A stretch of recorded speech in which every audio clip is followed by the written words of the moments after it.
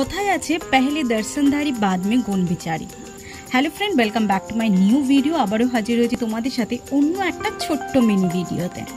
তো আজকে আমি চলে গেছিলাম রথযাত্রার মেলাতে। সেই এক্সপিরিয়েন্সটা অলরেডি তোমাদের সাথে শেয়ার করেছি। যারা এখনও সেই ভিডিওটি চেক করোনি, একবার আমি ডেসক্রিপশন বা আই বাটনে দিয়ে দেবো সেই লিঙ্কটা, গিয়ে একবার দেখে নিও। ভীষণ ভালো লাগবে, এটা তো আছে।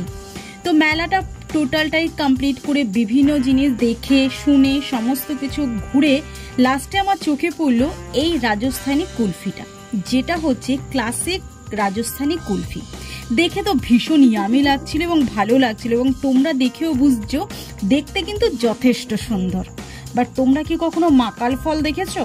হ্যাঁ, মাকাল ফলটা ঠিক এরকম হয়, উপরটা কিন্তু দুর্দান্ত দেখতে হয়, একেবারে রেড কালারের, দেখে মনে একটা ইয়ামি ফ্রুটস। বাট যখন তুমি ওটাকে কাটবে, ভেতরে একেবারে পাকের মতন কালো থাকে, না ওটাকে খাওয়া যায়।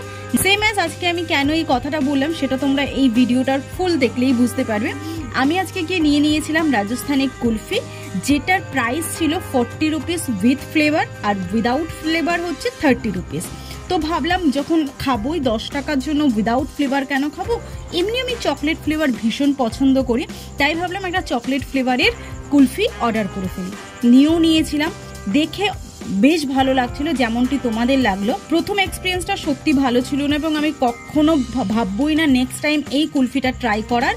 আর তোমাদেরকেও বলবো ডেফিনেটলি ট্রাই করো না, তার কারণ না টেস্ট ছিল না কোনো কিছু ছিল। গরমকালে দেখবে বরফ জল বিক্রি হয়, সেটাও মনে হয় অনেক টেস্টি হয়, যতটা এটা নয়। তো আমার ক্ষেত্রে এই আইটেমটা একেবারে 0 আউট অফ 5, একদমই ভালো লাগেনি।